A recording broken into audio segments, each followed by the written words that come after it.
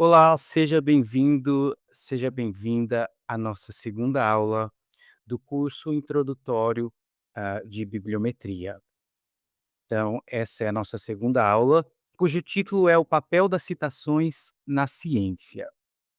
Eu me chamo Flávio, sou mestre em estudos linguísticos e no momento estou finalizando o meu doutorado também em estudos linguísticos.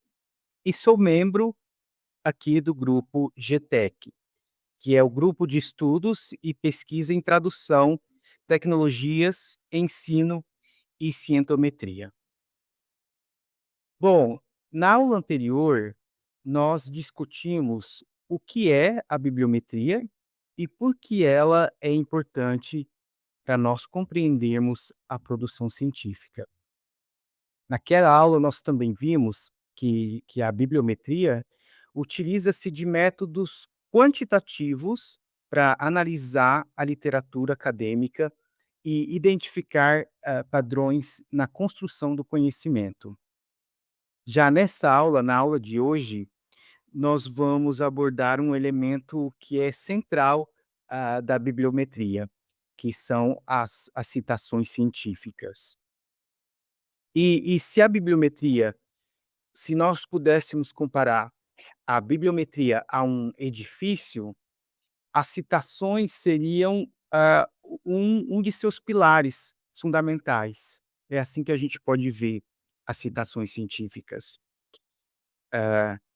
Praticamente todas as análises bibliométricas partem de um princípio bastante simples.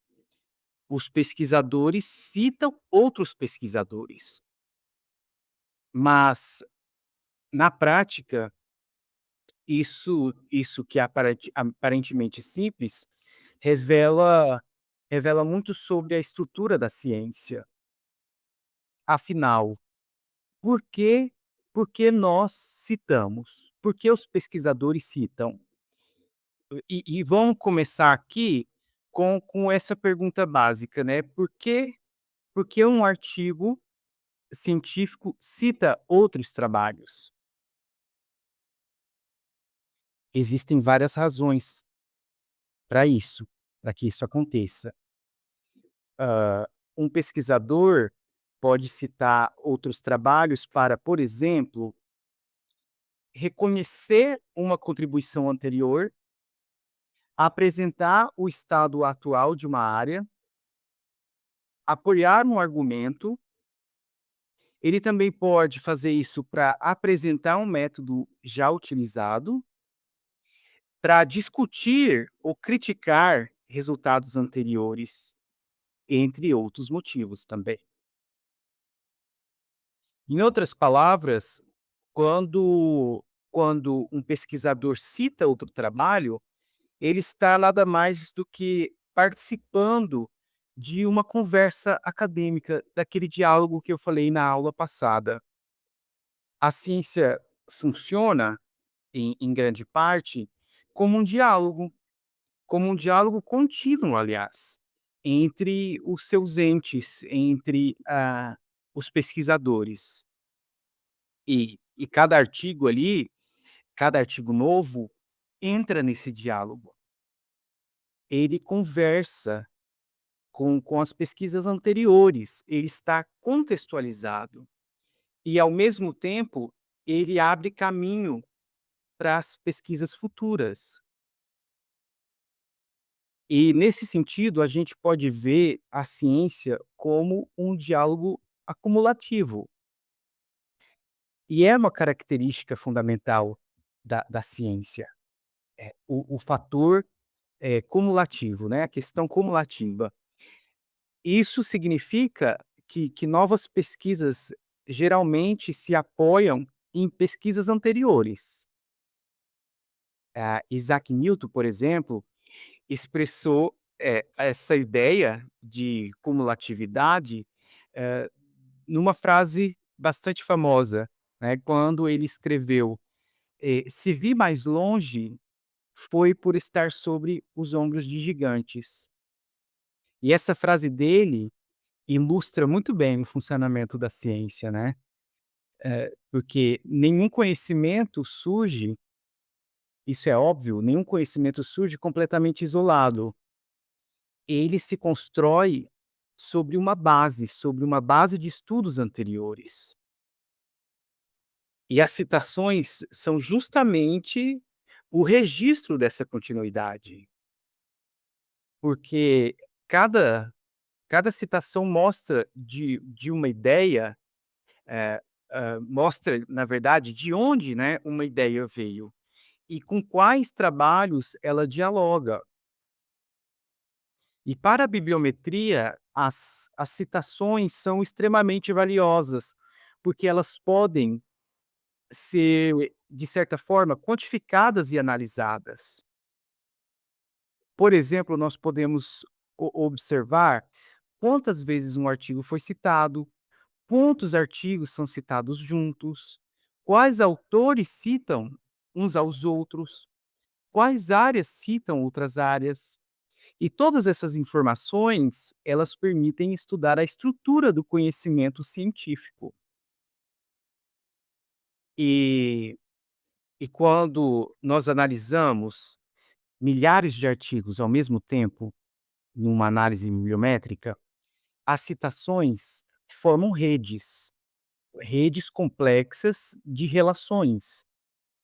E essas redes, elas revelam, como nós já havíamos dito na aula anterior, elas revelam as comunidades de pesquisa, os autores influentes e os temas centrais, de uma área. Muito bem. E aqui agora entra, um dos usos mais conhecidos das citações, que é a análise do chamado impacto científico, que, em termos simples, o impacto de um trabalho científico muitas vezes é medido pelo número de vezes que ele foi citado por outros pesquisadores, no caso. E a lógica por trás disso é relativamente simples.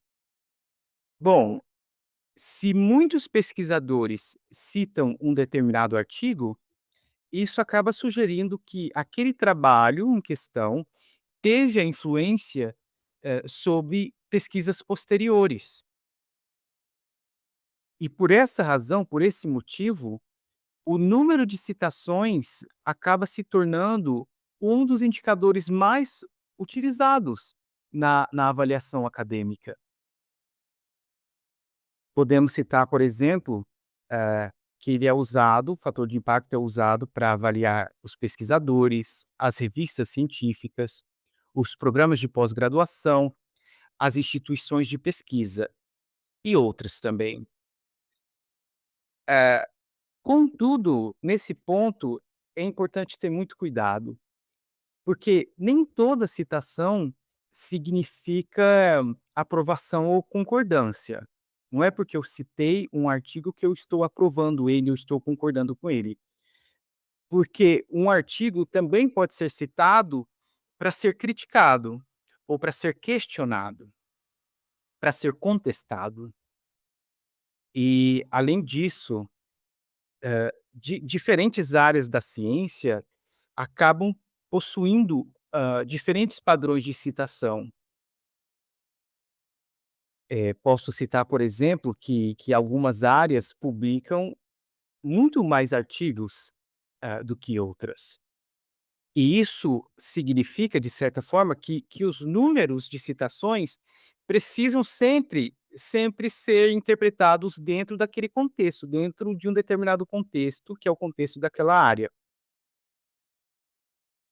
Quando quando nós pesquisadores, analisamos as citações em grande escala, dentro de uma análise bibliométrica, nós percebemos algo bastante interessante.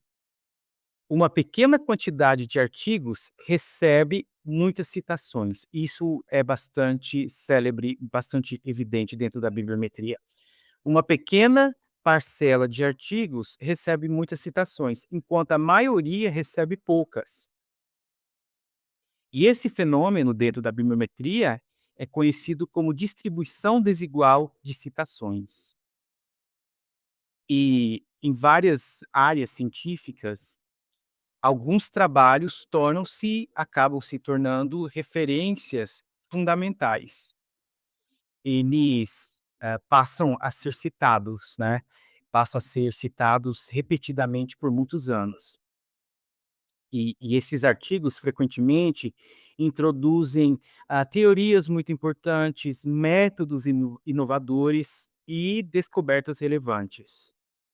E é exatamente por isso que as análises bibliométricas, frequentemente procuram identificar os trabalhos mais citados de uma determinada área, porque esses trabalhos ajudam a entender, de certa forma, quais ideias, tiveram ali maior influência no desenvolvimento daquela área, daquele campo de pesquisa.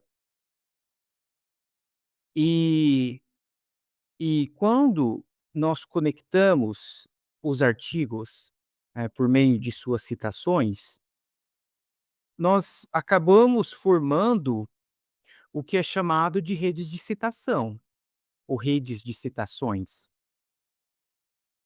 E essas redes, elas podem ser analisadas com ferramentas computacionais, como nós também, já dissemos na aula anterior, eu citei algumas ferramentas. E elas então podem ser visualizadas em formas de mapas, né. Em um mapa bibliométrico, geralmente nós temos os nós, que representam os artigos dos autores, e as linhas, que representam as relações de citação. Fato é que alguns nós aparecem mais conectados que outros. E esses nós que são altamente conectados, eles geralmente correspondem a trabalhos centrais dentro de uma área. E esse tipo de análise permite identificar a estrutura intelectual de um determinado campo. E para realizar as análises bibliométricas, que são baseadas em citações, os pesquisadores utilizam-se de bases de dados científicas. Eh, e aqui, então, eu vou citar algumas, que são bastante utilizadas, que são famosas, que seria a Web of Science, Scopus, Google Scholar e Dimensions. Claro, tem várias outras, mas essas são as mais utilizadas. Essas bases, elas armazenam aí milhões de artigos e elas também registram as relações de citação entre eles, o que permite que os pesquisadores, coletem, né, grandes conjuntos de dados para a análise bibliométrica que eles desejam fazer. E cada base de dados possui características diferentes. Algumas são mais seletivas, outras possuem uma maior cobertura.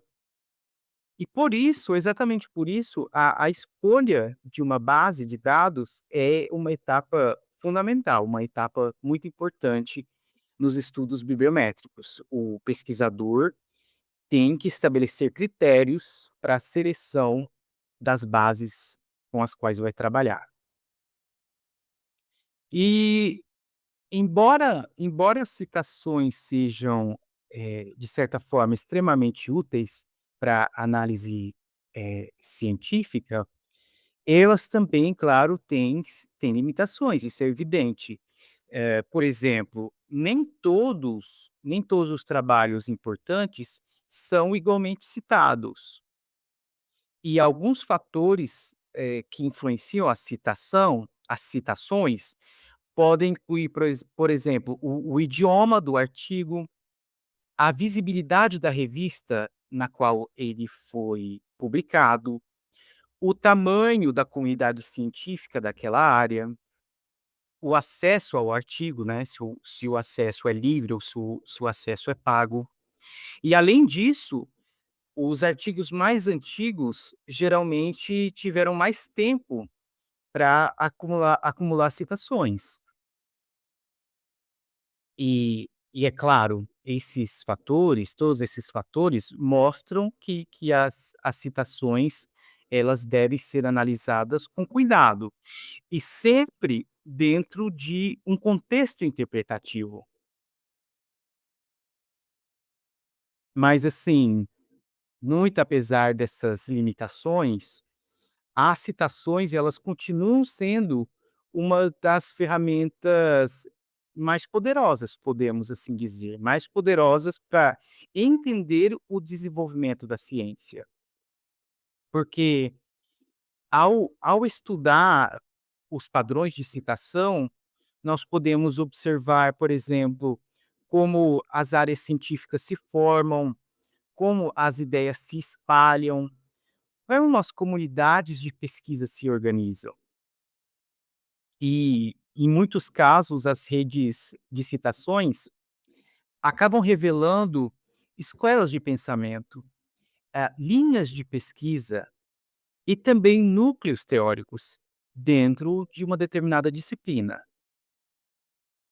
E por isso, a análise de citações está sempre no centro da maioria dos métodos bibliométricos, quando analisamos os estudos, principalmente as tendências, né, de estudos que têm sido publicados nos últimos anos. Bom, é isso.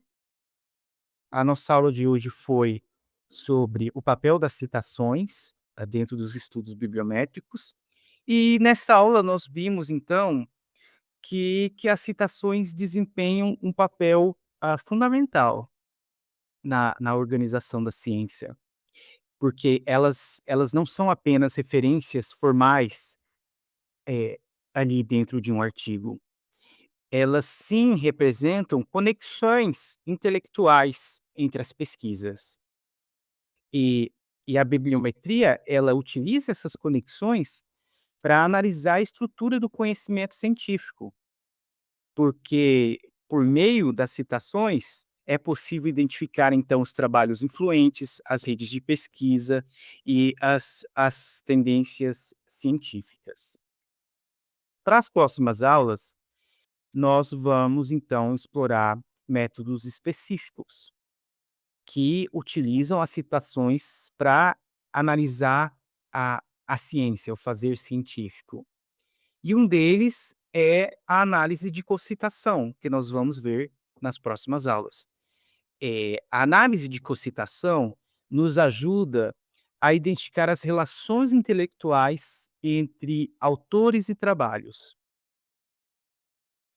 Outro também que nós veremos é o acoplamento bibliográfico, que permite identificar pesquisas que compartilham, referências semelhantes entre si. E e essas técnicas, análise de concitação, acoplamento bibliográfico, são amplamente utilizadas, para construir esses mapas do conhecimento, sobre os quais nós estamos falando desde a aula passada. E é exatamente isso então que nós começaremos a explorar nas próximas aulas.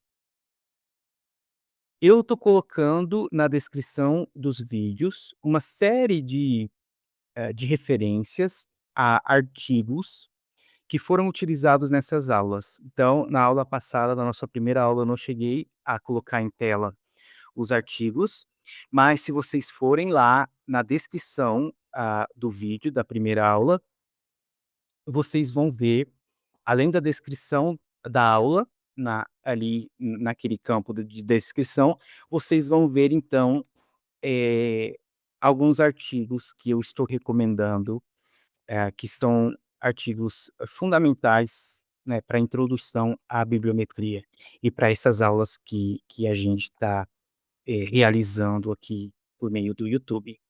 Então, se você ainda não é inscrito no canal, inscreva-se. Se você ainda não curtiu o nosso vídeo, curta, isso nos ajuda a crescer, ajuda, nós a chegarmos a mais pesquisadores, e a bibliometria é uma palavra que precisa chegar a mais pesquisadores, porque ela auxilia na tomada de decisões, principalmente para os pesquisadores que estão iniciando agora, que, estão, de certa forma, sem rumo, que não sabe exatamente, que rumo tomar em suas pesquisas. Então, nos ajude curtindo nossas aulas, nossos vídeos e se inscrevendo no canal, convidando seus amigos pesquisadores para participar dessa comunidade. E é isso, muito obrigado e vejo vocês na nossa próxima aula.